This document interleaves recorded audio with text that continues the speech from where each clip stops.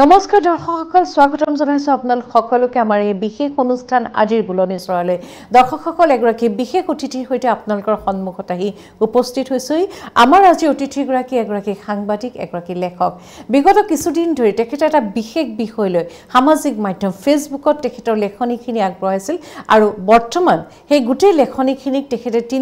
তিনিটা বিশেষ বিষয় লৈ তিনিখন বিশেষ কিতাপত আপোনালোকলৈ পাঠকসকললৈ আগবঢ়াইছে তেখেতৰ লিখনি বিশেষ তেখেতে যি তিনিখন গ্ৰন্থ আপোনালোকলৈ আগবঢ়াইছে সেই তিনিখন গ্ৰন্থ বিশেষ কাৰণ এটা সংগ্ৰামী সংগঠনৰ ভিতৰচৰা সকলো কথা বিৱৰি তেখেতৰ তিনিখন গ্ৰন্থ এই সংগ্ৰামী সংগঠনটোক আপুনি মই বিভিন্ন ধৰণে সমালোচনা কৰোঁ আৰু আপুনি মই হয়তো এই সংগ্ৰামী সংগঠনটোক বহু কথা নাজানো কিন্তু এইজন ব্যক্তি আজি অতিথিগৰাকীয়ে এই সংগ্ৰামী সংগঠনটো তিনিটা ভিন্ন ৰূপত আপোনালোকলৈ আমালৈ আগবঢ়াইছে তিনিখন গ্ৰন্থৰ যোগেদি আজি আমাৰ অতিথিগৰাকী হৈছে আমাৰ অতি শ্ৰদ্ধাৰ সাংবাদিক তথা লেখক ধীৰুমণি গগৈ ডাঙৰীয়া মহাশয় স্বাগতম জনাইছো প্ৰথমে আপোনাৰ পৰা জানিব বিচাৰিছো এই প্ৰথম চিন্তাটো আপোনাৰ মনলৈ কেনেকৈ আহিলে আসলে কিতাপ লিখাৰ কোনো ধৰণৰ পৰিকল্পনা নাছিলে কিতাপ লিখিম বুলি কেতিয়াবা ভবা নাছিলো আমি সংবাদকৰ্মী বাতৰি লিখো বাতৰি লিখা মানুহৰ কথাবোৰ সদায় খাৰাংখাচ হয় বুলি কয় গতিকে আমাৰ খাৰাংখাচ কথাবোৰ কোনোবা পঢ়িব সেই ধৰণৰ সপোনো দেখা নাছিলো কিতাপো লিখাৰ কথা ভবা নাছিলো কিন্তু লকডাউনৰ টাইমত মোৰ মনলৈ কিছুমান চিন্তা আহিলে যেহেতু বেছি সময় বাতৰিৰ কাৰণে ঘূৰি ফুৰিব লগা নহ'ল তেতিয়া ভাবিছিলোঁ কিছুমান কথা লিখি থোৱাৰ কথা ভাবিলোঁ যোৱা দুটা আঢ়ৈটা দশকৰ যিখিনি অভিজ্ঞতা সেই অভিজ্ঞতাবোৰ এটা দুটাকৈ মই ফেচবুকত লিখি সাঁচি ৰখা নিজৰ কাৰণে সাঁচি ৰখাৰ কথা ভাবিলোঁ আলফাৰ ধৰক কেইটামান যোৱা মানে আপাৰ আছাম এটা সময়ত আলফাৰ কনফ্লিক্ট জোন বুলি কয় কনফ্লিক্ট জোনত বিভিন্ন আমাৰ তাতে ধৰক এটা দশক প্ৰায় এটা দশক আমি সংবাদ সেৱা কৰিলোঁ গতিকে সেই জেগাৰ বহুত ভিতৰুৱা কথা আমি গম পালোঁ বহুত বিভিন্ন ধৰণৰ অভিজ্ঞতা হ'ল নিজৰ সেই অভিজ্ঞতাখিনিকে লিখিবলৈ প্ৰথমতে আৰম্ভ কৰিলোঁ আৰু ফেচবুকত লিখাৰ পিছত এটা দুটাকৈ যেতিয়া মোৰ নিজৰ অভিজ্ঞতা লিখিবলৈ আৰম্ভ কৰিলোঁ সেই অভিজ্ঞতাখিনি মানুহে হয়তো নতুন ধৰণে তেওঁলোকে পালে কথাখিনি গতিকে মোক পাঠকে উৎসাহ যোগাবলৈ আৰম্ভ কৰিলে আৰু অকল পাঠকে নহয় পাঠকে যেতিয়া ক'লে মোক কিতাপ কৰক মই তেতিয়াও কিতাপ কৰাৰ কথা ভবা নাছিলোঁ কিন্তু এজন দুজনকৈ মোক 5জন প্ৰকাশকে যেতিয়া মোক ক'লে যে আপুনি কিতাপ কৰক আমি প্ৰকাশ কৰিবলৈ উৎসুক আমি আগ্ৰহী মই আপোনাক প্ৰস্তাৱ দিছোঁ তেনেধৰণে 5জন যেতিয়া প্ৰকাশকৰ প্ৰস্তাৱ পালোঁ তাৰপিছত কথাবোৰ নতুনকৈ চিন্তা কৰিবলগীয়া হ'ল মই সঁচাকৈ অসমৰ সামাজিক অৰ্থনৈতিক আৰু ৰাজনৈতিক ইতিহাসত আলফাৰ যি সশস্ত্ৰ সংগ্ৰাম এই সংগ্ৰামৰ যথেষ্ট ভূমিকা আছে আমি যদি সেই ভূমিকাটোক সংক্ষিপ্ততে আপোনাৰ পৰা জানিব বিচাৰোঁ আপুনি কি ক'ব আলফাই এটা সময়ত যথেষ্টখিনি সামাজিক আৰু অৰ্থনৈতিক দিশটোত কাম কৰিবলৈ আৰম্ভ কৰিছিল আমি যেতিয়া পঢ়ি আছিলোঁ তেতিয়া দেখিছোঁ আলফাই কৃষি বিপ্লৱৰ কথা চিন্তা কৰিছিল তেওঁলোকে সমাজৰ অবাতে যোৱা মানুহখিনিক পুনৰ ঘূৰাই অনাৰ কথা চিন্তা কৰিছিলে তেওঁলোকে বিভিন্ন ধৰণৰ শাস্তি দি পেলাই বেয়া কাম নকৰিবৰ কাৰণে তেওঁলোকে কৰিছিলে ঘূৰাই আনিছিলে শাস্তি দি হওক তেওঁলোকে হয়তো পন্থাটো বেলেগ চিধা মানে তেওঁলোকে হয়তো পন্থাটো বেলেগ আছিলে কিন্তু তেওঁলোকে ঘূৰাই আনিবলৈ চেষ্টা কৰিছিলে সেই কিছুমান যথেষ্টখিনি ভাল কাম কৰিবলৈ প্ৰথমতে আৰম্ভ কৰিছিলে কিন্তু পৰৱৰ্তী পৰ্যায়ত তেওঁলোকৰ হয়তো বিভিন্ন পৰিৱেশ পৰিস্থিতিৰ কাৰণে তেওঁলোকে হয়তো এইখিনি কাম অসমত কৰিবলৈ সুবিধা নাপালে হয় হয় আমি জনামতে 1979 চনত আলফাৰ জন্ম হৈছিল নহয় জানো তাৰ পৰৱৰ্তী সময়ত আলফা যথেষ্ট শক্তিশালী হৈছিল প্ৰায় 90 দশকলৈকে আলফা এটা স্থিতি আছিল আৰু বিশেষকৈ 1979 চনত জন্ম হোৱা আলফাৰ 28 নং বেটেলিয়নৰ এটা যথেষ্ট শক্তিশালী ভূমিকা আছিল দৰ্শকসকল আমাৰ ধীৰুমণি গগৈ যিখন প্ৰথম গ্ৰন্থ এই প্ৰথম গ্ৰন্থখনে আছিল নিষিদ্ধ যোদ্ধা দ্য আনটোল্ড ষ্টৰী নিষিদ্ধ যোদ্ধা দ্য আনটোল্ড ষ্টৰী ইতিমধ্যে কেইটা আপোনালোকৰ কিমান বাৰ প্ৰকাশ হ'ল পঞ্চম প্ৰকাশ এয়া পঞ্চম সংস্কৰণ এয়া তাকো এতিয়া এই পঞ্চম সংস্কৰণ এতিয়া কিন্তু বজাৰত বিক্ৰী হৈ আছে মানুহে গ্ৰহণ কৰিছে পাবলৈ নাইকিয়া হৈছে এই পঞ্চম সংস্কৰণ নিষিদ্ধ যোদ্ধাৰ দ্য আনটোল্ড ষ্টৰী আৰু নিষিদ্ধ যোদ্ধা আনটোল্ড ষ্টৰী যিখন প্ৰথম গ্ৰন্থ তাতে আলফাৰ যি 28 নং বেটেলিয়ন এই 28 নং বেটেলিয়নৰ জন্মৰ পৰা 28 নং বেটেলিয়নটোত ভাঙি থান-বান হোৱালৈকে সকলোখিনি কথা উল্লেখ কৰিছে নহয় জানো আমি জানিব পৰা মতে 1979 চনত জন্ম হোৱা আলফাৰ 1996 চনত তেওঁলোকৰ এটা সামৰিক শাখা গঠন হৈছিল আৰু এই সামৰিক শাখাত যিটো 28 নং বেটেলিয়ন আৰু এটা আছিলে 7 নং বেটেলিয়ন 28 নং বেটেলিয়নৰ ভূমিকা অতি দৃঢ় আছিল আপুনি যে এই প্ৰথম কিতাপখন আৰম্ভ কৰিলে 28 নং বেটেলিয়নৰ যোদ্ধাসকলৰ কাহিনীবিলাকে আপোনাক কেনেকৈ আপ্লুত কৰিছিল উজনি অসম যেতিয়া বেটেলিয়ন সিস্টেমটো আৰম্ভ হৈছিল আলফাত আপাৰ আসাম উজনি অসমৰ কেইখনমান লখিমপুৰলৈকে যেতিয়া উজনি অসমৰ গোটেই জিলাকেইখন 28 নম্বৰ বেটেলিয়নৰ হাইয়াত থাকে অধীনত আছিল তেওঁলোকৰ সামৰিক পৰিসৰটো তিনিচুকীয়াৰ জিলাৰ পৰা অৰুণাচলৰ পৰা একচুৱেলি অৰুণাচলৰ পৰা আহি ইফালে লখিমপুৰলৈকে যোৰহাট লখিমপুৰলৈকে এইটো এটা তেওঁলোকৰ পৰিসৰ আছিলে তাৰ পিছৰ পৰৱৰ্তী পৰিসৰত 27 বেটেলিয়ন আছিলে তাৰপিছত 7 নম্বৰ বেটেলিয়নৰ বেলেগ আছিল তেওঁলোকৰ ধৰণৰ এনেকুৱা বেটেলিয়ন সিস্টেমত তেওঁলোকৰ ভাগকৈ জেগাবোৰ ভাগ কৰি থোৱা আছিলে মই যিহেতু এটা দশক ধৰি 28 বেটেলিয়নৰ অধীনৰ যিবোৰ এৰিয়া সেইবোৰ এৰিয়াত মই কাম অধীনৰ অঞ্চলবোৰত মই বাতৰি পৰিৱেশন কৰিব লগা আছিল তেওঁলোকৰ মানুহখিনিৰ লগত মই বেছি তেওঁলোকৰ পৰিঘটনাবোৰ বেছি গম পাইছিলোঁ বা তেওঁলোকৰ মানুহবোৰক ওচৰৰ পৰা দেখিবলৈ মানে ওচৰৰ পৰা দেখা পাইছিলোঁ লিখিবলৈ আৰম্ভ কৰিছিলোঁ 28 বেটেলিয়নৰ যিটো যুদ্ধবিৰতি ঘোষণা কৰি যিটো সংবাদমেল দিছিলে সেই সংবাদমেললৈ মোক আমন্ত্ৰণ জনাইছিলে মই সংবাদমেললৈ গুৱাহাটীৰ পৰা মই গৈছিলোঁ 4জন মানুহ গৈছিলোঁ আমি গুৱাহাটীৰ পৰা সেই যুদ্ধবিৰতিৰ সংবাদমেলেৰে মোক কথাবোৰ আৰম্ভ হৈছিল আৰু তাতে মোৰ মাধুৰ্য গোহাঁই বুলি এজন সৈনিক আছিলে তলৰ লেভেলৰ নেতা আছিলে তেওঁৰ লগত মোৰ এটা সম্পৰ্ক এটা হৈছিলে মাজতে তেওঁলোক আচলতে আমি যোদ্ধা বুলি ক'লে মানে অস্ত্ৰৰ লগত খেলা কৰা মানুহবোৰ আমি সদায় মৰামৰি কটাকটি কৰা মানুহ বুলিয়ে জানো মানুহ মাৰিবলৈ তেওঁলোকে কুণ্ঠাবোধ নকৰে কিন্তু তেওঁলোকৰ ভিতৰত এটা বেলেগ এটা মন আছে সেই মনবোৰ মই পাইছিলোঁ গতিকে মই সেই যিবোৰ মানুহ গম নাপায় মানুহবোৰে সেই কথাবোৰে মই আৰম্ভ কৰিছিলোঁ আচলতে আৰু সেই কথাবোৰে আৰম্ভ কৰোঁতে আপুনি এটা খুব সুন্দৰ লেখনি দিছে সতীৰ্থ সুৰক্ষাতকৈ তুচ্ছ আছিল তেওঁৰ জীৱন হয় এজন আচলতে তেওঁলোকৰ যেতিয়া ফিল্ডত তেওঁলোকে কাম কৰে যেতিয়া সংগ্ৰাম তেওঁলোকৰ এটা গ্ৰুপ থাকে এটা সৰু সৰু গোট থাকে গোটৰ এটা ঘটনা আছিলে তাৰে তিনিচুকীয়া জিলাৰ এখন ভিতৰুৱা গাঁৱত দুজনমান সতীৰ্থ আছিলে আৰু এজন সতীৰ্থ অলপ বেলেগ এটা ঠাইলৈ যাব লগা হৈছিলে কিন্তু তেওঁলোক যাওঁতে তেওঁ ধৰা পৰিলে যেতিয়া কোনোবা এজন আলফা সদস্যক ধৰে বা আলফাই হওক লাগে বেলেগ বা উগ্ৰপন্থী সংগঠনৰ সদস্যকে যেতিয়া ধৰে পুলিচ বা আৰ্মিয়ে তেওঁলোকে প্ৰথম মানে তেওঁলোকৰ সতীৰ্থবোৰৰ ওচৰত লগত কোন কোন আছিলে সেই মানুহখিনিৰ কথা উলিয়াবলৈ চেষ্টা কৰে তেওঁক যেতিয়া খুব টৰ্চাৰ কৰা হ'ল খুব অত্যাচাৰ কৰা হ'ল নিৰ্যাতন কৰা হ'ল তেওঁ সতীৰ্থখিনিৰ কথা তেওঁলোকক সুধিছিলে তেওঁ সতীৰ্থৰ কথা নক'লে তেওঁলোকৰ সতীৰ্থখিনিৰ কথা নোকোৱাৰ কাৰণে তেওঁৰ এটা এটাকৈ তেওঁৰ শৰীৰৰ অংগক্ষত কৰা হৈছিল তেওঁৰ জিভা কাটি দিয়া হৈছিল তেওঁৰ চকু ফুটাই দিয়া হৈছিল খুব বৰ্বৰ অত্যাচাৰ কৰা হৈছিল লাষ্ট মোমেণ্টত যেতিয়া তেওঁক তথাপিতো তেওঁ যেতিয়া নক'লে তেওঁক আৰক্ষী থানাৰ চোতালত তেওঁক গুলীয়াই হত্যা কৰা হৈছিল সেই মানুহজনে তেওঁৰ সতীৰ্থ তেওঁ নিজৰ প্ৰাণটোতকৈ কিন্তু সতীৰ্থসকলৰ প্ৰাণটোৰ কথা বেছি চিন্তা কৰিছিল সেইটো তেওঁ নিজে মানে মৰিবৰ কাৰণেও তেওঁ এই কুণ্ঠাবোধ নকৰিলে সতীৰ্থসকলৰ প্ৰাণৰ কাৰণে হয় আচলতে তেওঁলোকৰ প্ৰথমতে যেতিয়া আলফালে অসমৰ সুঠাম যুৱকসকল গৈছিল তেওঁলোকে কিন্তু দেহে মনে প্ৰাণেৰে স্বদেশ স্বজাতিৰ উদ্ধাৰৰ কাৰণে গৈছিল তেওঁলোকে বিচাৰিছিল অসমখনৰ উন্নতি হওক আপুনি আৰু এটা বিশেষ লেখনি দিছে ফটো জ্বলাইহে সৎকাৰ কৰিবলগীয়া হৈছিল কৃষ্ণ আপুনি খুব ধুনীয়াকৈ উল্লেখ কৰিছে ভূটান শিবিৰৰ পৰা হঠাতে তেওঁক নমাই অনা হ'ল উজনি অসমত কিবা কাম আছে নেতৃত্ব নিৰ্দেশ পাই নামি আহিল যুৱকজন কাৰ্বি আংলঙত হৈ নামি আহিবলগীয়া হ'ল পৰিস্থিতিগত কাৰণত তেওঁ কাৰ্বি আংলঙত এটা নিশা অতিবাহিত কৰিবলগীয়া হ'ল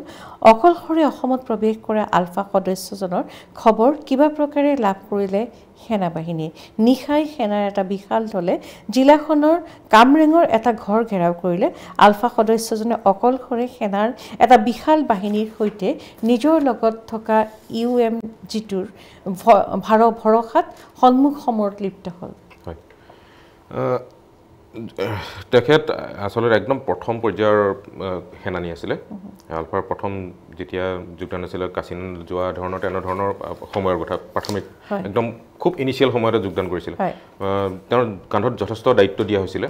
ভূটানৰ পৰা যেতিয়া তেওঁক ঘূৰাই অনা হৈছিল ইয়াত যেতিয়া তেওঁক ঢুকোৱাৰ পিছতো তেওঁৰ ঘৰৰ পৰা যেতিয়া ওলাই আহে আচলতে সেই সময়ত কি কৰিছিলে ঘৰৰ পৰা যেতিয়া ওলাই আহে ঘৰত আহি সেনা বা পুলিচে যেতিয়া নিৰ্যাতন চলায় তেওঁলোকৰ তেতিয়া আলফা সদস্যবোৰৰ এটা ব্যৱস্থা আছিলে যে তেওঁলোকৰ ফটো ঘৰত যি আছিলে চব ধ্বংস কৰি পেলোৱা হয় হয় তেওঁ নিজে ধ্বংস কৰে নহয় তেওঁ যোৱা বুলি গম পালে পৰিয়ালে ধ্বংস কৰি দিয়ে তেওঁৰ কোনো ধৰণৰ চিনচাপ নাথাকে যাতে পুলিচে ধৰিলেও বা পুলিচে তেওঁৰ আইডেন্টিফিকেশ্যন নহয় যিটো পৰিচয়টো উদ্ধাৰ কৰিব নোৱাৰে সেইটো কাৰণে এজনো ঢুকোৱাৰ পিছত কিবা কাৰণত এখন ফটো দৌৰি গ'ল ঘৰত তেওঁতো ডেড বডি তেওঁৰ মৃতদেহ ঘৰ পৰিয়ালে ঘূৰাই নাপালে আচলতে পৰিয়ালে যেতিয়া ঘূৰাই নোপোৱাৰ কাৰণে তেওঁৰ ফটোখনকে মানে এটা প্ৰতীকী অৰ্থত মানে তেওঁলোকক চিতাত তুলিলে তেওঁলোকে সৎকাৰ কৰিলে তেওঁলোকক যিখিনি ক্ৰিয়াকৰ্ম কৰিব লাগে সেইখিনি কৰিলে এই ঘটনাবিলাক উজনি অসমৰ বা নামনি অসমৰ ভিতৰৰ গাঁওবিলাকত হৈছিল আলফাৰ যি 28 নং বেটেলিয়নক লৈ আপুনি এই গ্ৰন্থখন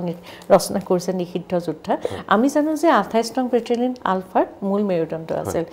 বিভিন্ন সামৰিক অভিযানত বা বিভিন্ন সংগঠনটোক আগবঢ়াই লৈ যাবলৈ ধন সংগ্ৰহৰ পৰা আৰম্ভ কৰি সকলোখিনি কামত 28 নং বেটেলিয়ন আছিলে 28 নং বেটেলিয়নৰ ভংগই আলফাৰ মূল মেৰুদণ্ডটো ভাঙি যোৱা বুলি ভাবে নেকি সেইটো সম্পূৰ্ণ মেৰুদণ্ড ভাঙি যোৱা বুলিও ক'ব পাৰে আপুনি নহবা কিন্তু প্ৰভাৱ যথেষ্ট পৰিছিল মেৰুদণ্ড ভাঙি যোৱা বুলি যদি কোনোবাই ক'বলৈ অস্বীকাৰ কৰে কিন্তু তো প্ৰভাৱটো যথেষ্ট পৰিছিল আলফাৰ যেতিয়া প্ৰথম দুটা বেটেলিয়ন হৈছিল যেতিয়া সামৰিক শাখা গঠন কৰা হয় তেতিয়া 96 চনত তেতিয়া মানে দুটা বেটেলিয়নে আছিলে এটা হ'ল 7 নম্বৰ বেটেলিয়ন এটা হ'ল 28 বেটেলিয়ন 7 নম্বৰ বেটেলিয়নৰ কাম আছিলে জিএছকিউ চিএছকিউৰ সিকিউৰিটিৰ দায়িত্বটো তেওঁলোকৰ প্ৰতিৰক্ষাৰ দায়িত্বটো তেওঁলোকে 7 নম্বৰ বেটেলিয়নৰ আছিল মানে যিবিলাক সামৰিক প্ৰশিক্ষণ শিবিৰ আছিল প্ৰশিক্ষণ বুলি নহয় আপোনাৰ যিটো জেনেৰেল হেডকোৱাৰ্টাৰ তেওঁলোকৰ মুখ্য কাৰ্যালয় কিন্তু এটা হ'ল জেনেৰেল হেডকোৱাৰ্টাৰ এটা হ'ল কৰ্পোৰেট আপোনাৰ চেন্ট্ৰেল হেডকোৱাৰ্টাৰ এই দুটা হেডকোৱাৰ্টাৰতে তেওঁলোকৰ প্ৰথম সিকিউৰিটিৰ দায়িত্বটো দিয়া হৈছিল 7 নম্বৰ বেটেলিয়নত আৰু 28 বেটেলিয়নটো তেতিয়া সীমা পৰিসৰ নাছিলে তেতিয়া আচলতে যদিও আপাৰ আছামত তেওঁলোকে অধিক কাম তেওঁলোকে উজনি অসমত কৰিছিল তেওঁলোকে যদি নামনি অসমতো কিবা এটা অপাৰেশ্যন কৰিবলগীয়া হয় উজনি অসমৰ পৰা সেই মানুহকেইজনক লৈ অহা হৈছিল ইয়াত আহি অপাৰেশ্যন কৰি আকৌ ঘূৰাই পঠিয়াই দিয়ে তেওঁলোকে আপুনি জানেনে 28 নং বেটেলিয়নত কিমানজন আছিল সেনা মানে যেতিয়া 28 বেটেলিয়ন ভৰপক সময়ত আছিলে যেতিয়া আপোনাৰ খুব শীৰ্ষত থকা চৰম পৰ্যায়ত থকাৰ সময়ত তেওঁলোকৰ 1500তকৈ বেছি সদস্য আছিল অকল 28 বেটেলিয়নত সেই বেটেলিয়নটোত ইমান বেছি সদস্য থকাৰ কাৰণে তেওঁলোকে আকৌ কোম্পানী ভাগ কৰিব লগা হৈছিল তিনিটা কোম্পানী ভাগ কৰি লৈছিল সেইটো কাৰণে পৰিচালনাৰ সুবিধাৰ কাৰণে এ বি চি তিনিটা আলফা চাৰ্লি হেৰি যিটো তিনিটা বেটেলিয়ন কোম্পানী ভাগ কৰা হৈছিল আৰু 28 নম্বৰ বেটেলিয়নৰ একেলগে এ আৰু চি কোম্পানী দুটাই সিজফায়াৰ কৰি দিছিল যুদ্ধবিৰতি কৰিলে সেইটো কাৰণে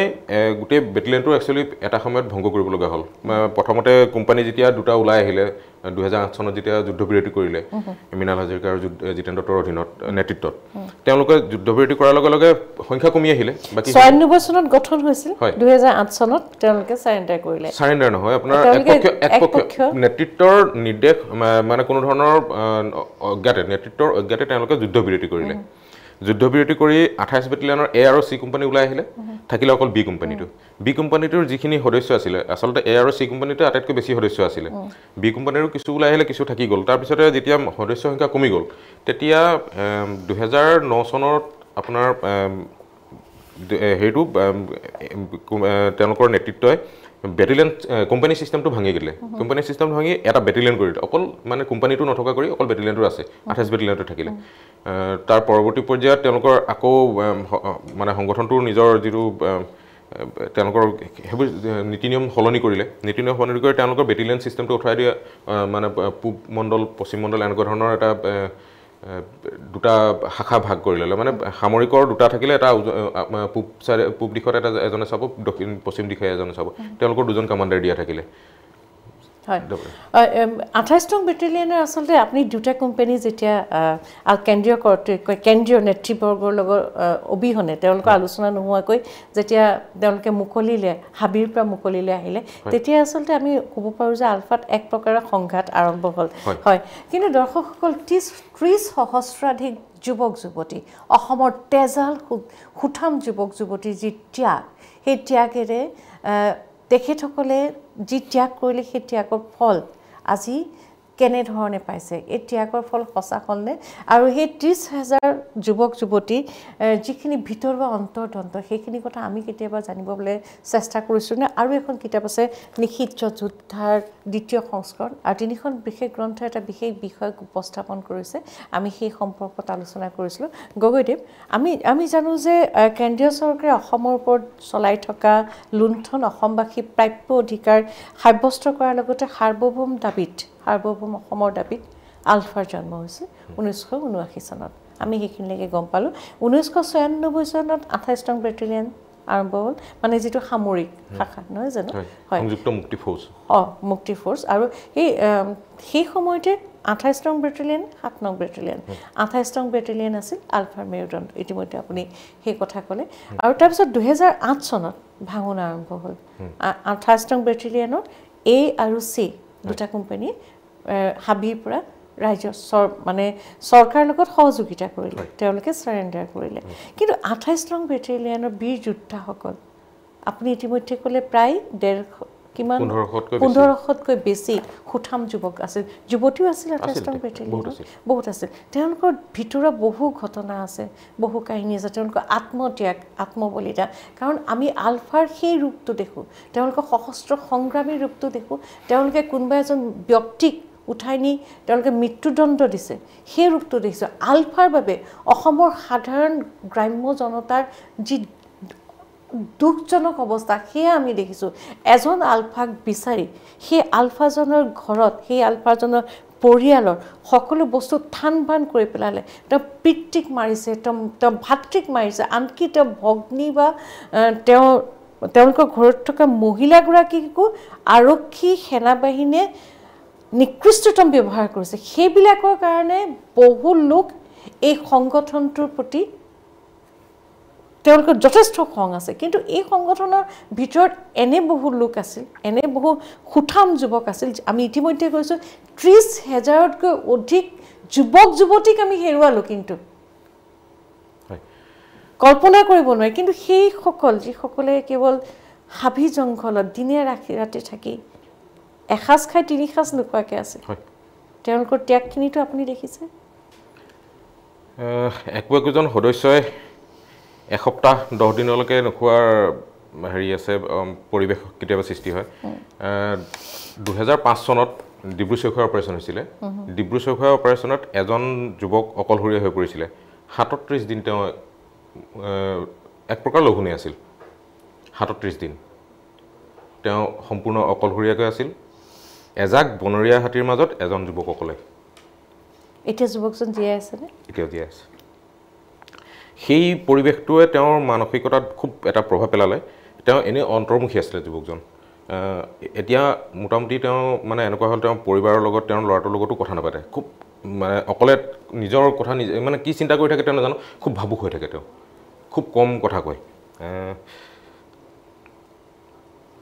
ডিব্ৰু চৈখোৱা অপাৰেশ্যন যেতিয়া হৈছিলে তেতিয়া তাতে এখন ডিব্ৰু মানে 28 বেটেলিয়নৰ এখন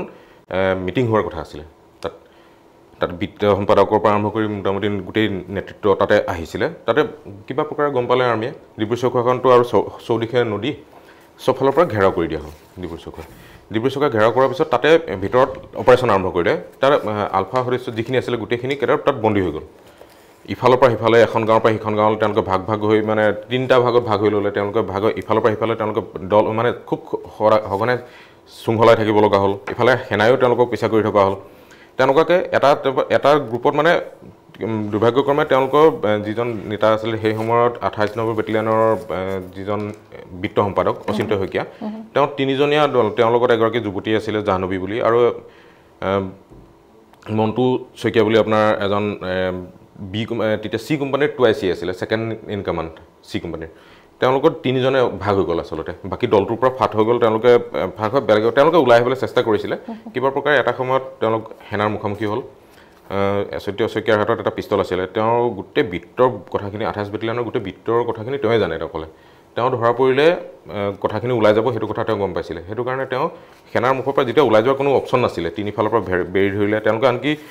আত্মৰক্ষাৰ কাৰণেও তেওঁলোকৰ এটা ভেটি এটাও নাছিলে আনকি হেৰি ঢিপ এটাও নাছিল তেওঁলোকৰ বচিবলৈ মুকলি পথাৰত পৰি আছে চাৰিওফালে সেনা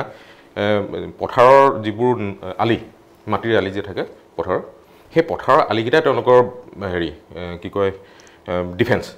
তেওঁলোকে ডিফেন্সৰ কাৰণে হয় গছ এজোপা নহয় শিলগুটি এটা কিবা এটা অপশ্যন যদি পায় তেওঁলোকে প্ৰত্যাক্ৰমণ কৰিবলৈ এটা সুযোগ পায় তেওঁলোকে সেই সুযোগটোও নাছিলে সচিন্দ্ৰ শইকীয়াই দেখিলে যে ওলাই যোৱাৰ কোনো ৰাস্তা নাই তেওঁ তাতে কেইবাদিন তেওঁ এনেও নিজেও অসুখীয়া আছিলে আৰু 4 দিন নে 5 দিন সেই মোমেণ্টলৈকে তেওঁ ভাত খাবলৈ পোৱা নাছিলে তেওঁলোকে খুব দুৰ্বল তেওঁ পলাই যাব নোৱাৰে সেইটো কথা গম পালে তেওঁ ছুইচাইড কৰি দিলে নিজৰ পিষ্টলটো এটা পিষ্টল আছিলে গতিকে বন্দুক গুলি যিকেইটা আছিল তেওঁৰ লগতে আছে তেওঁ জানে যে এটা বৃহৎ সেনাদলৰ লগত তেওঁ সেই এটা পিষ্টলেৰে যুঁজিব নোৱাৰে গতিকে তেওঁ ছুইচাইড কৰি দিলে কথাখিনি কোৱাৰ আগতে তেওঁ দলৰ বা সংগঠনটোৰ অপকাৰ হোৱাৰ আগতে তেওঁ নিজে ছুইচাইড কৰি দিলে সংগঠনটোৰ স্বাৰ্থত তেওঁৰ লগত জাহ্নবীও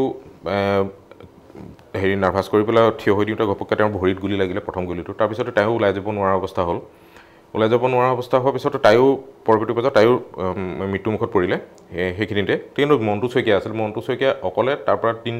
তিনি দিশত থকা সেনাৰ লগত অকলে যদি তেওঁ একে 56 এটা আছিলে সেই মোমেণ্টৰ হাতত সেইটোৰে তেওঁ অকলে প্ৰতিৰোধ কৰি তেওঁ ওলাই আহিলে কিবা প্ৰকাৰে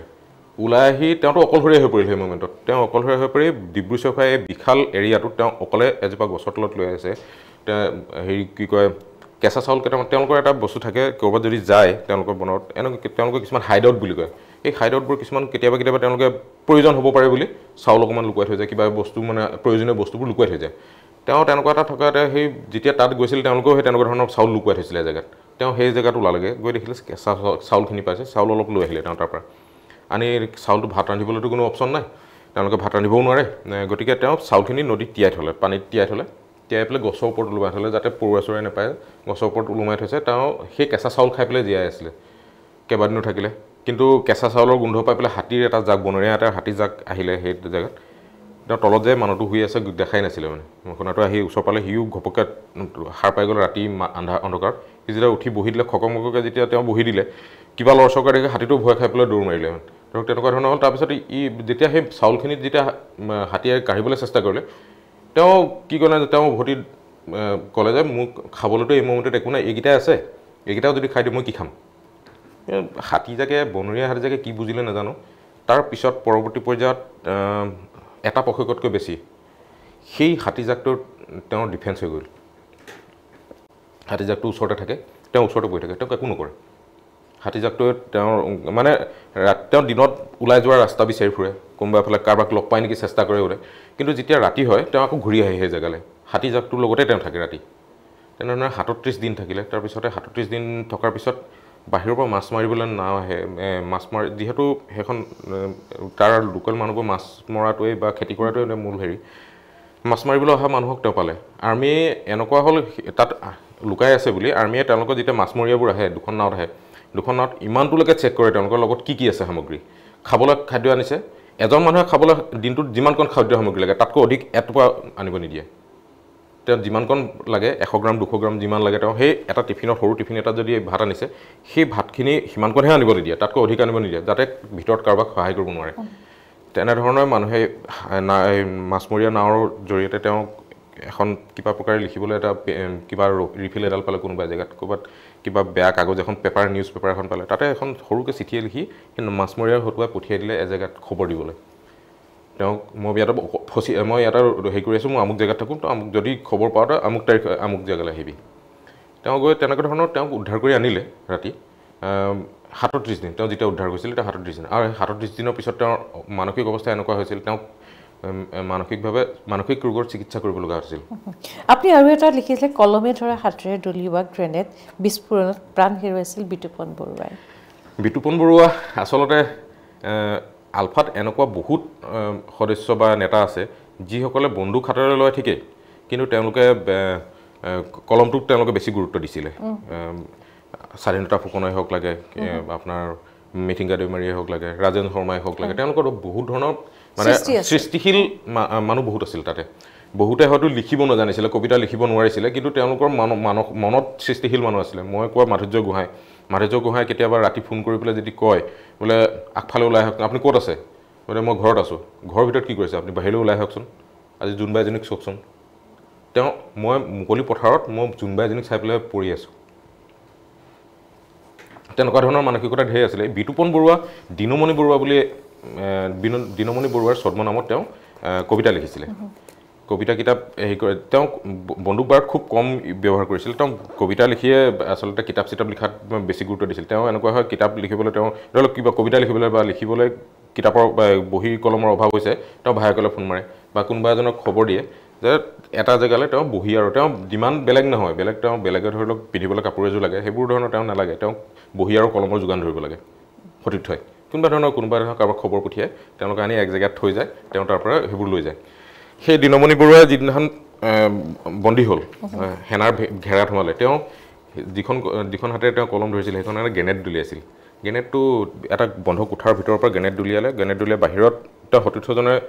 তেনেধৰণে পলাই গ'ল গ্ৰেনেডটোৰ বিস্ফোৰণ হোৱাৰ লগে লগে কেইটামান ছেকেণ্ড সময় পায় সেনাবোৰে পৰি দিয়ে লুকাই দিয়ে মানে আত্মৰক্ষাৰ কাৰণে যেতিয়া পৰি দিয়ে সি যে 2-3 ছেকেণ্ডৰ সময় পায় সেই 2-3 ছেকেণ্ডত তেওঁলোকে বেহুফালে ওলাই আহিব পাৰে তেওঁলোকৰ গেৰিলা কৌশলবোৰ তেনেকুৱা ধৰণৰ তেওঁ তেনেধৰণে প্ৰথম সতীৰ্থজন ওলাই গ'ল গুলি লাগিছে তেওঁৰ গাত তেওঁ কিন্তু ওলাই গ'ল তেতিয়া দেখিলে তেওঁ ওলাই যাবলৈ ৰাস্তাটো নাই সেইটোৱে ৰাস্তা দৰ্জাখনেদি গ্ৰেনেডটো দলিয়াইছিলে গ্ৰেনেডটো দলিয়াওঁতে তেওঁ দৰ্জা বাটামত লাগি গ'ল বাটামত গ্ৰেনেডটো লাগি আকৌ ভিতৰলৈকে গুচি আহিল তেওঁৰ গাৰ ওচৰতে পৰিলেহি ঘূৰি আৰু বিস্ফোৰণ হ'ল আৰু তেওঁৰ দেহা ঠান হৈ গ'ল বুলি ক'ব পাৰি আপুনি ধৰক একদম আৰু এটা আপুনি বিশেষভাৱে লিখিছে মাইনিক নেদেখাকৈ গ'লগৈ পিতৃ সেই সন্ধিয়া চাহ পোহৰৰ মাজেৰে অতি সন্তৰ্পণে যুৱকজন জপনাখন খুলি ঘৰলৈ সোমাই আহিল প্ৰত্যেকটো ঘটনাই ইমান শিহৰণকাৰী আচলতে পৰমেশ্বৰ চামাচি বুলি এজন সদস্য আছিলে আঠাইছ বেটেলিয়নৰ ছোৱালীজনীৰ সেই পৰমেশ্বৰ চামাচি বিয়া পতাৰ পিছত তেওঁৰ ছোৱালীজনী জন্ম হ'ল উগ্ৰপন্থী সংগঠনলৈ এই সংগঠনটোলৈ যোৱাৰ আগতেই তেওঁ বিয়া হৈছিল নহয় তেওঁলোকৰ সংগঠনৰ ভিতৰত থাকিলেও বিয়া পাতিব পৰা যিটো এটা তেওঁলোকৰ পিছত আলফাৰ নীতি নিয়ম হ'ল প্ৰথমতে নোৱাৰিছিলে পিছত এইটো কৰি দিয়া হ'ল যে সংগঠনৰ সদস্য বিয়া পাতিব পাৰে তেনেকুৱা আৰু পিছত এনেকুৱা ধৰণৰ সংবিধান সংগঠন হ'ল তেওঁলোকৰ ধৰক বৈবাহিক সূত্ৰেও মহিলা মানে সংগঠনলৈ নিব পৰা হ'ল আলফাৰ সদস্য আলফাত থকা প্ৰতিগৰাকী মহিলাই সদস্য নহয় বৈবাহিক সূত্ৰেও যোৱা বহুত মহিলা থাকে তেওঁলোকৰ তাত কাম কি তেওঁলোকৰ তাত কিছুমান কাম থাকে তেওঁলোকৰ সেইটো অকল পৰিয়াল চলাতে তাত থাকিব নোৱাৰে তেওঁলোকৰ সাংগঠনিক কামো কিছুমান কৰিব লগা হয় কৰিব লাগিব তাৰ সামগ্ৰিকৰণ কৰা হয় তেওঁলোকৰ তাত পৰমেশ্বৰ চামাচিয়ে বিয়া পতাৰ পিছত যেতিয়া ছোৱালীজনী হ'ল পত্নী ঢুকাই থাকিলে প্ৰসৱ কিবা অসুখত পৰিয়ে তেওঁ ঢুকালে হয়তো খুব মই গম পাওঁ তেওঁ এনিমিয়া আছিলে ব্লাডৰ প্ৰব্লেম হ'ল তেওঁলোকৰ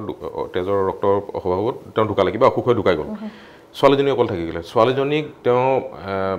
বচাবই লাগিব একেবাৰে নৱজাতক এজনীক তেওঁলোকৰ বিভিন্ন ধৰণৰ প্ৰক্ৰিয়া নি পেলাই সেই যিগৰাকী মহিলা পত্নীৰ মানে ভনীয়েকক তেওঁৰ হাতত গতাই দিলেগৈ ছোৱালীজনীক মাজে মাজে চাবলৈ আহিম আমি তুমি তোমাৰ ছোৱালী হিচাপে ডাঙৰ কৰা ছোৱালীজনী মাইনী বুলি চবেই তেওঁলোক মৰমত মাইনী বুলি মাতে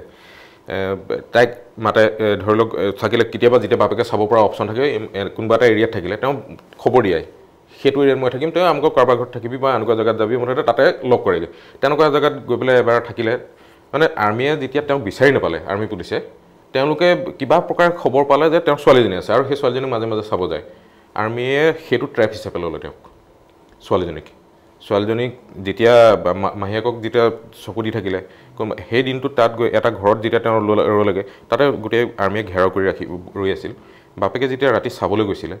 চাবলৈ গৈ মানে তেওঁ সেইদিনাখনি ছোৱালীজনীক চাই তাৰ পৰা ওলাই বেলেগ জেগালৈ যোৱাৰ কথা আছিলে গতিকে অকণমান সময় তেওঁ লগ কৰিব খুব বেছি আধা ঘণ্টা 1 ঘণ্টা মেক্সিমাম তেওঁ মাজে মাজে লগ পায় চাবলৈ যাওঁতে সেই যিটো ঘৰৰ ছোৱালীজনীক ৰাখিছিলে সেই ঘৰৰ জপনামুখতে তেওঁক হত্যা কৰা হৈছিলে বাপেকে লাষ্ট মমেণ্টত মানে ছোৱালীজনীক চাবলৈও নাপালে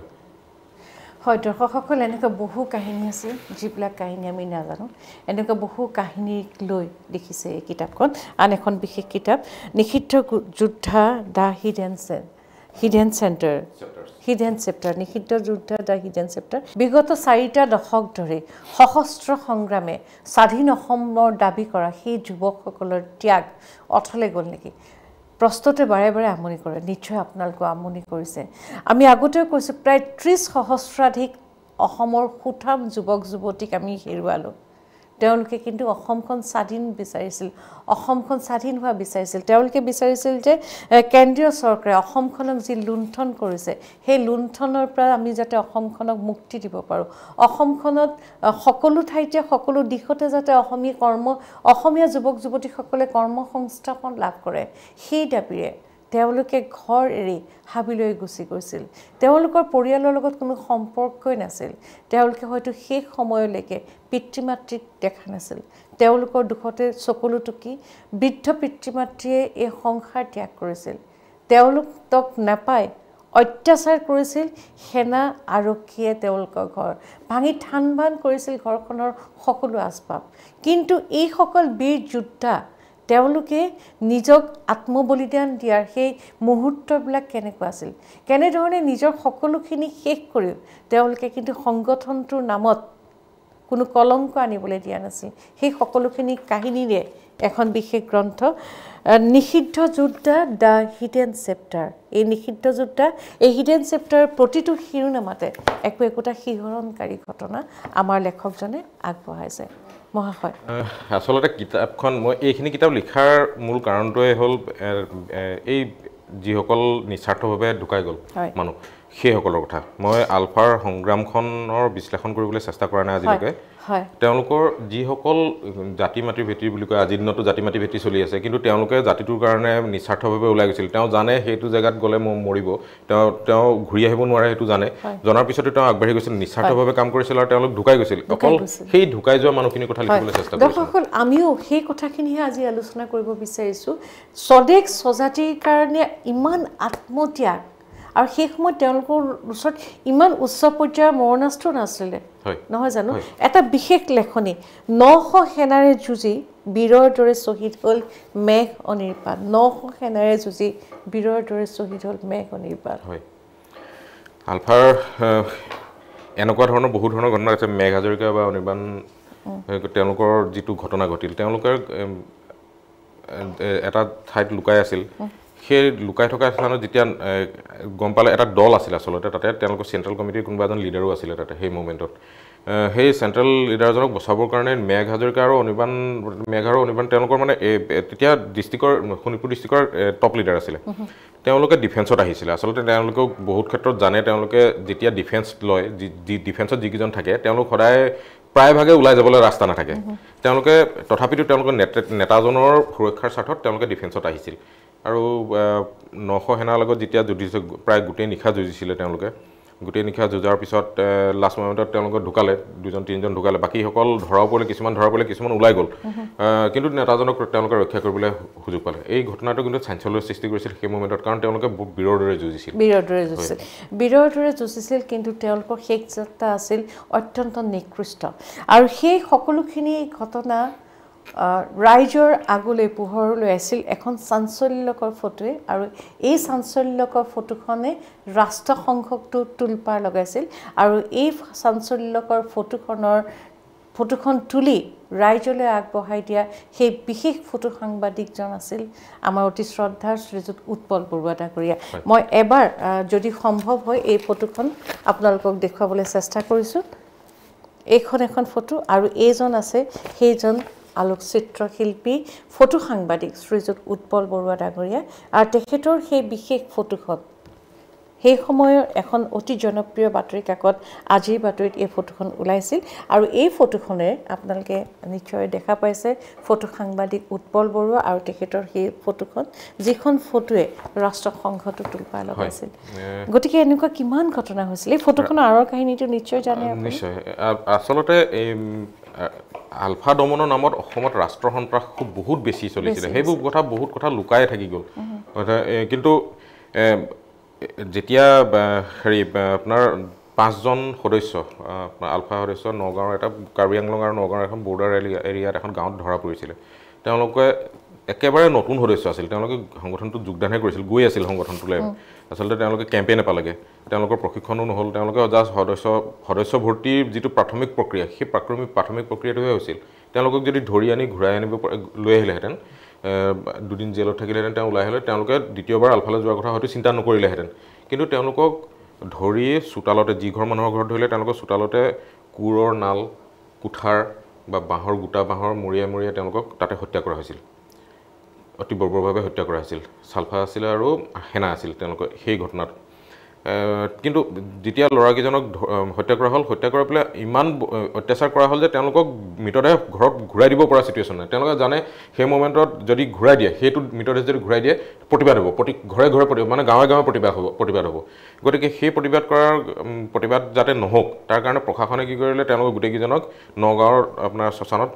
হৈবৰগাঁও শ্মশানত আপোনাৰ সৎকাৰ কৰাৰ ব্যৱস্থা কৰিলে প্ৰশাসনে ঘৰলৈ খবৰ পঠিয়ালে যদি কোনোবা পৰিয়ালে আহি পেলাই নিজে যদি কৰে সৎকাৰ কৰে তাতে কৰিব লাগিব কিন্তু তাতে সেইখন শ্মশানতে কৰিব লাগিব বাহিৰলৈ যাব নোৱাৰে এই কথাটো লাহে কিবা প্ৰকাৰে লিক হৈ গ'ল কথাটো আহি গুৱাহাটীত খবৰ পালেহি আজিৰ বাতৰি তেতিয়া আজিৰ বাতৰিৰ পৰা আপোনাৰ প্ৰণয় বৰদলৈ আপোনাৰ জ্যেষ্ঠ সাংবাদিক প্ৰণয় বৰদলৈ সংবাদ সংগ্ৰহৰ কাৰণে পঠিয়াই দিলে লগত উৎপল বৰুৱা তেতিয়া কাকতৰ সম্পাদক আছে কি কয় ফটো সাংবাদিক আছিল তেখেত গ'ল তেওঁলোকে গৈ শ্মশানৰ মুখত যিটো পৰিৱেশ দেখিলে সেইটো পৰিৱেশ দেখাৰ পিছত তেওঁলোকে গম পালে আচলতে ভিতৰত কি হ'ব পাৰে বাহিৰত কোনোবা এজন মানুহ থিয় হ'লেও গম পোৱা গৈ ইমানে এটা পৰিৱেশ বাহিৰত সেনা আৰু আৰক্ষীৰ যিটো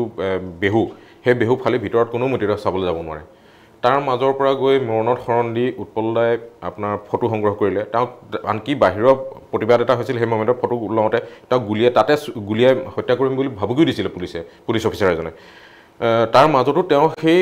পুলিচৰ মাজেৰে গৈ পেলাই শ্মশানৰ ভিতৰত সোমাই মৃতদেহৰ ফটো তুলিছিলে মৃতদেহ তেওঁ যিটো সময়ত পাইছিলে তাতে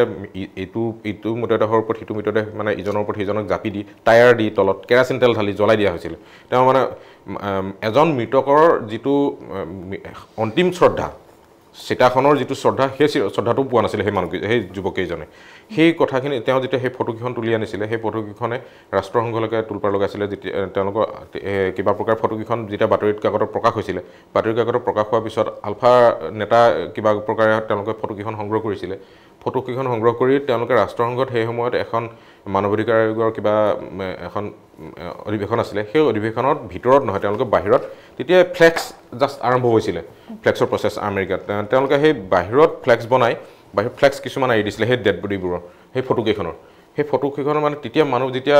বিভিন্ন ৰাষ্ট্ৰৰ যেতিয়া মানৱাধিকাৰ আয়োগৰ মানুহ আহে তেওঁলোকে এই ফটোকেইখন কি তেওঁলোকে সেইটো চাবলৈ আহে এই ফটোকেইখনত কি আছে কি হয় এইবোৰ ক'ত হৈ আছে এইটো বস্তু গতিকে এটা ইণ্টাৰনেশ্যনেল প্ৰেছাৰ পৰিছিলে সেই মোমেণ্টত ভাৰতত এখন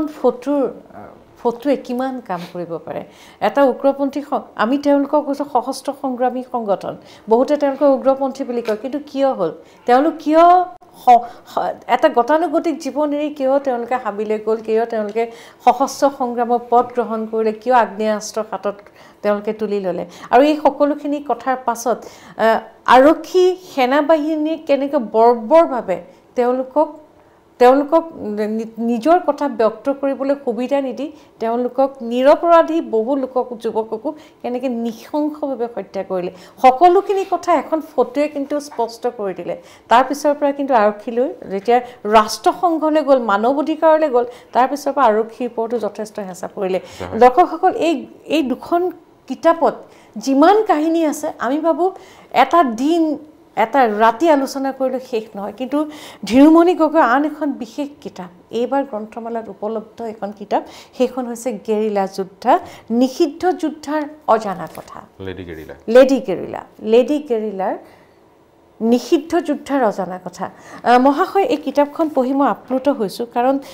৮০ দশকতে মহিলাসকলৰ অন্তৰ্ভুক্তি হৈছিলে নহয় জানো কিন্তু বহুতে কয় যে আলফাৰ কেম্পত যিসকল মহিলা আছে তেওঁলোকে ৰন্ধা বঢ়া বা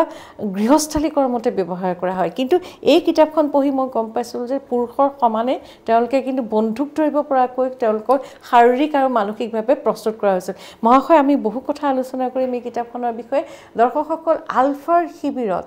এগৰাকী মহিলাৰ স্থিতি কি আছিল পুৰুষৰ সমানে তেওঁলোকৰ দৃঢ়ভাৱে তেওঁলোকৰ মত বিনিময় কৰিব পাৰিছিল নে তেওঁলোকে হাতত আগ্নেয়াস্ত্ৰ লৈ বিভিন্ন অপাৰেশ্যনত গৈছিল নেকি সকলোখিনি কথা খুব সুন্দৰভাৱে লিপিবদ্ধ কৰা হৈছে এইখন লেডি গেৰিলা গ্ৰন্থমেলাত উপলব্ধ আমি ধীৰুমণি গগৈয়ে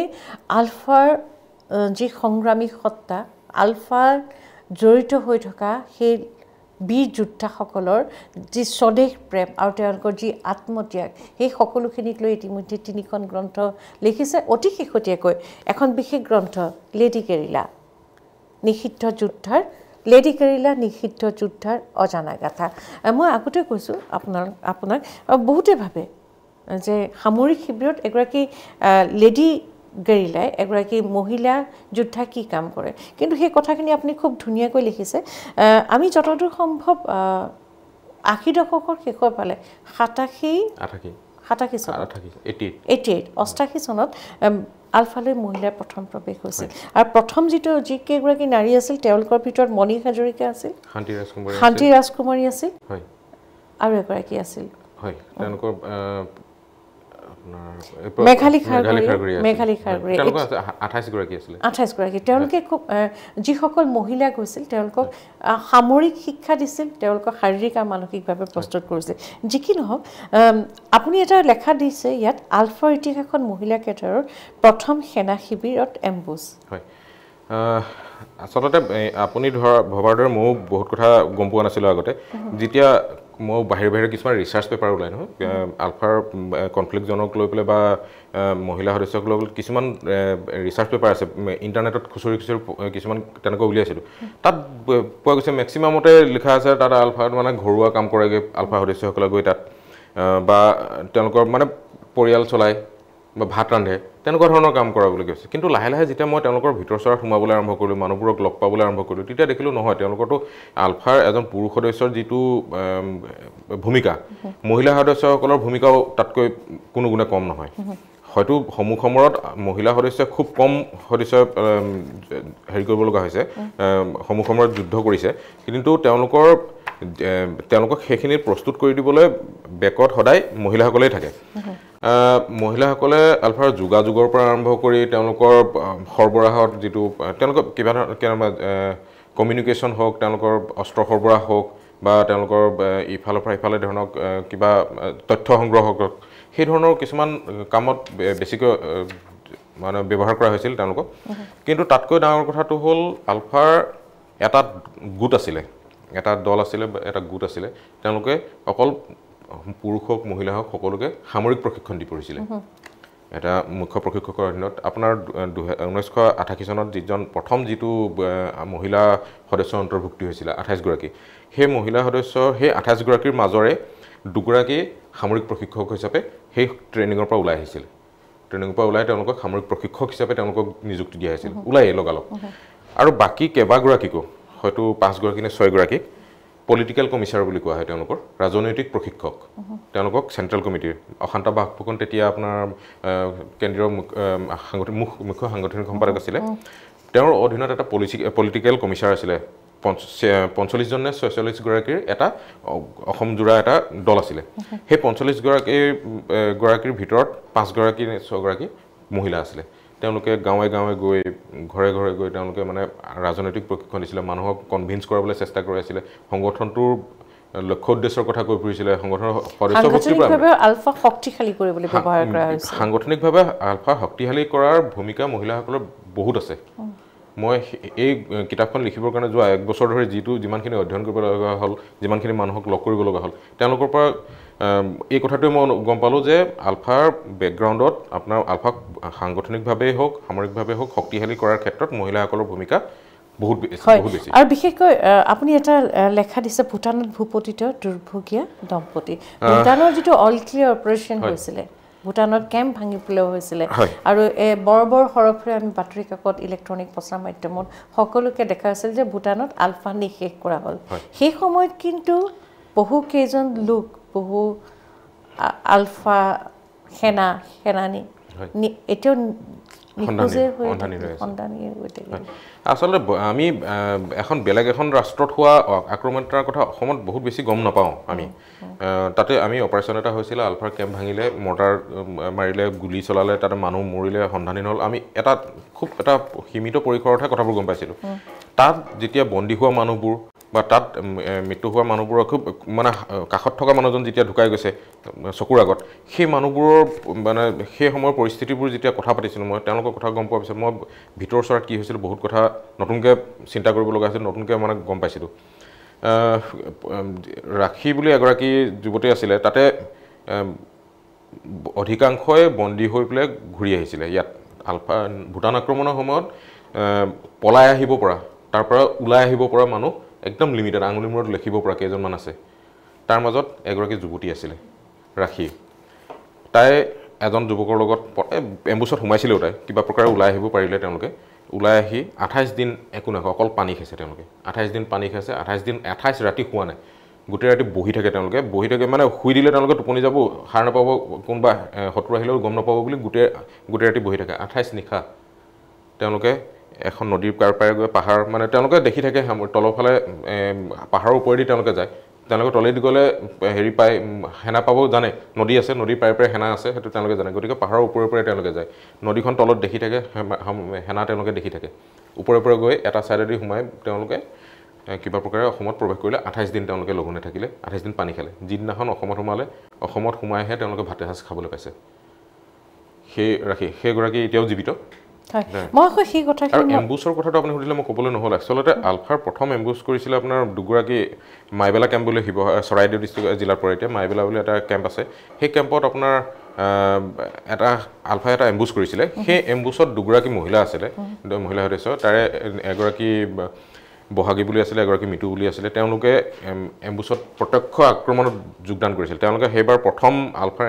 কেম্পত মানে আৰ্মিৰ কেম্প এটেক কৰিছে তেওঁলোকে নিজৰ গুলিখিনি শেষ কৰাৰ পিছত তেওঁলোকৰ সতীৰ্থ গুলি মানে গুলিখিনি মেগজিনত হেৰি কৰাই আকৌ ভৰাই দিয়া সেইখিনি হেল্প কৰি ফুৰিছিলে গোটেই সেইটোত এটা তেওঁলোকে সেই এটেকটোৰ কথা আচলতে আলফাৰ মহিলা সদস্যই তেওঁলোকৰ দৰে মানে হেৰি আৰু বেলেগে কৰা খুব কম ৰেকৰ্ড হয় মই এতিয়া যিসকল লোক সমাজ জীৱনলৈ ঘূৰি আহিলে তেওঁলোক আলফা কেডৰ তেওঁলোকক লগ পাইছে মহিলাসকলকো লগ পাইছে যিসকল জীয়াই আছে আমি যদি এতিয়া তেওঁলোকৰ ভিতৰত আমি যদি মণি হাজৰিকাৰ কথা কওঁ বা শান্তি ৰাজকুমাৰীৰ কথা কওঁ মেঘালী গড়ফলীয়াৰ খাৰঘৰীয়াৰ কথা কওঁ তেওঁলোকৰ বৰ্তমান জীৱন যাত্ৰা কেনেকৈ বহুতৰ অধিকাংশৰে কথাটো তেওঁলোকৰ এনেকুৱা হ'ল তেওঁলোকে আলফাত থকাৰ পৰা বাকী কথা কি শিকিলে কি নিশিকিলে নাজানো তেওঁলোকে সেল্ফ ডিপেণ্ডেণ্ট আত্মনিৰ্ভৰশীল হ'ব পৰাকৈ আৰু যিকোনো পৰিস্থিতিৰ মুখামুখি হ'ব পৰাকৈ এটা মানসিকভাৱে শক্তিশালী হৈ পৰিছে সেই কথাটো গম পাইছোঁ আজিও মানুহ কেইবাগৰাকী সদস্য আছে তেওঁলোকে এটা চিলাই মেচিন লৈ তেওঁলোকৰ পৰিয়াল চলাই আছে এটা চিলাই মেচিনেৰে তেওঁলোকৰ পৰিয়াল কোনোবাই হয়তো আজিও বেলেগৰ ঘৰত ধান ৰুৱেগৈ কোনোবা মহিলা সদস্য কেডাৰে তেওঁলোকৰ ধনী হোৱাৰ কেডাৰ খুব কম আছে কিন্তু মহাশয় হয় তেখেতলোকক আমি সন্মান কৰোঁ কিন্তু যিসকলে ৰজাঘৰীয়া সকলো সা সুবিধা লৈ এতিয়া এটা অতি ৰাজকীয় জীৱন যাপন কৰিছে যিসকল নিস্বাৰ্থভাৱে আলফা কৰিছিলে তেওঁলোকৰ পৰা মই এটা কথা গম পালোঁ সেই ৰাজকীয়ভাৱে জীৱন যাত্ৰাত জীৱন চলাই থকা মানুহখিনিৰ পৰা তেওঁলোকে আজিও আঁতৰি থাকে মই সেইটো কথা তেওঁলোকে সেই দূৰত্বটো আজিও বজাই ৰাখিছে তেওঁলোকৰ মানসিকতাই তেওঁলোকৰ সেই ৰাজকীয়ভাৱে চলাই থকা মানুহখিনিৰ লগত সম্পৰ্ক ৰক্ষা কৰিবলৈ তেওঁলোকক বিবেকে নকয় সেইকাৰণে আজিও তেওঁলোকে আঁতৰি আছে আপুনি কি ভাবে সঁচা অৰ্থত এগৰাকী সাংবাদিক হিচাপে আপুনি নিস্বাৰ্থভাৱে যদি চায় আলফাৰ এই 4 দশক ধৰি যি যুদ্ধ সেই যুদ্ধৰ তেওঁলোকে পৃথিৱীৰ বিভিন্ন প্ৰান্তত বিভিন্নজন এনেকুৱা যোদ্ধাই তেওঁলোকে শান্তি পথৰ বিপৰীতে অহিংসাৰ বিপৰীতে হিংসাৰ পথ লৈছে কিন্তু তেওঁলোকৰ কথা সঁচা অৰ্থত সকলোৰ মাজত প্ৰচাৰ হৈছে আলফাৰ ভিতৰ চোৱাৰ সেই সময়ৰ কথাখিনি সঁচা অৰ্থত ৰাইজৰ মাজলৈ আহিছিল আলফাৰ ভিতৰ চৰাৰ কথাবোৰ আচলতে ওলাই অহা নাছিলে তেওঁলোকৰ সংগঠনটোৰ ভিতৰ মানে সংগঠনটোৰ প্ৰতি আজি সংগঠনটোৰ পৰিৱেশ আজিৰ প্ৰজন্মই সংগঠনটোৰ কথা জানিবলৈ আজিও যে ইমান চেষ্টা কৰে সেই কথাবোৰ নজনাৰ কাৰণে কৰে কিউৰিয়চিটি বুলি যিটো আছে আমাৰ অনুসন্ধিৎসা প্ৰতিজন মানুহৰ এটা অনুসন্ধিৎসা থাকে অনুসন্ধিৎসা মন এটা থাকে তেওঁলোকে জানিব বিচাৰে আলফাৰ যে সংগ্ৰামখন হ'ল মানুহ যে ইমান মৰিলে কি কাৰণে মৰিলে তেওঁলোকৰ ঘটনা কি হৈছিল বহুত মানুহৰ জানে এতিয়া স্বাধীনতা ফুকনৰ নাম হওক হীৰকজ্যোতি মহন্তৰ হওক তেওঁলোকৰ লিডাৰ মানে চেলিব্ৰিটি লিডাৰ বুলি কয় ৰাজেন শৰ্মা তেওঁলোকৰ কিছুমান চেলিব্ৰিটি লিডাৰ আছে তেওঁলোকৰ কবিতা আজিও পঢ়ি মানুহে যুৱ প্ৰজন্মই আজিও পঢ়ে সেই মানুহবোৰ কেনেকৈ ঢুকালে সেই মানুহবোৰে কিনো সংগ্ৰাম কৰিছিলে সেইবোৰ কথা জানিবলৈ আজিও অনুসন্ধিৎসা সেইকাৰণে যেতিয়া মই 28 নম্বৰ বেটেলিয়নৰ প্ৰথম কথা লিখিছিলোঁ তেতিয়া আমাক কয় আমাৰ ফালে আমুক আছে নহয় আপোনালোকে কিয় নিলিখে আপুনি কিয় নিলিখে প্ৰথম কিতাপখন মই যেতিয়া 28 বেটেলিয়নক লৈ পেলাই সামৰিবলৈ ল'লোঁ মই পৰিসৰৰ পৰা ওলাই আহিব নোৱাৰা হ'লোঁ মই দ্বিতীয় প্ৰকল্পটোত হাত দিব লগা হ'ল এই মানুহখিনিৰ অনুসন্ধিৎসু মানুহখিনিৰ দাবীত তেওঁলোকে কয় আমাৰ ফালে আমুক আছিল তেওঁলোকেও এনেকৈ কাম কৰিছিল তেওঁলোকৰ কথা কিয় নিলিখে আপুনি তেওঁলোক কি আলফা নহয় নেকি সেইটো লেভেললৈকে মোক কৈছিলে সেইটো কাৰণে মই মোৰ এখনৰ পিছত এখনকৈ বাঢ়ি যোৱাৰ কথা সেইটোৱে হয় সঁচাকৈ দৰ্শকসকল 4টা দশক জোৰা এটা সংগ্ৰামী সত্তাৰে নিজকে আগবঢ়াই লৈ যোৱা বহু যুৱক যুৱতীৰ বহু কাহিনী লুকাই আছে তেওঁলোকৰ আত্মত্যাগ তেওঁলোকৰ বলিদান তেওঁলোকে কিন্তু প্ৰকৃতাৰ্থ স্বদেশ স্বজাতিক আই মাতৃক অসমীয়াক ভাল পাই গৈছিল কিন্তু তাৰ মাজতো ক'ৰবাত বিফল হ'ল আৰু সেই বিফলতাই হয়তো যিসকল এতিয়াও জীয়াই আছে তেওঁলোকক হয়তো এতিয়াও শান্তিত শুবলৈ নিদিয়ে কাৰণ নিচেই কাষতে থকা তেওঁৰ সতীৰ্থজনৰ সেই নিদাৰুণ মৃত্যুৰ কাহিনী হয়তো এতিয়াও তেওঁলোকক জগাই তোলে যি কি নহওক এটা সাংঘাতিক এটা ঘটনা হৈ গ'ল এতিয়াও আলফা আৰু চৰকাৰৰ মাজত যি শান্তি আলোচনা সেইলৈ বিভিন্ন ধৰণৰ খবৰে সকলোকে উত্তাল কৰি তুলিছে যি কি নহওক এই গোটেই কাহিনীখিনিক আপোনালোকলৈ আগবঢ়াই লৈ গ'ল এগৰাকী সাংবাদিক লেখকে তিনিখন গ্ৰন্থৰ মাজেৰে আজি মাত্ৰ আমি অকণমান কথা আলোচনা কৰিলোঁ এটা দীঘল বিষয় 4 দশকৰ ইতিহাসৰ কথা আছে 30,000 যুৱক যুৱতীৰ আত্মত্যাগৰ কথা আছে সকলোখিনি কথা আমি শেষ কৰিব নোৱাৰিলোঁ এটা সৰু পদক্ষেপ ল'লোঁ আপোনালোকে নিশ্চয় অনুষ্ঠানটো চাই ভাল পালে আৰু লেখক সাংবাদিক ধীৰুমণি গগৈদেৱ যে আজি আমাৰ মাজলৈ আহিলে আপোনাকো ধন্যবাদ জ্ঞাপন কৰিছোঁ সকলোকে ধন্যবাদ জনাই বিদায় লৈছোঁ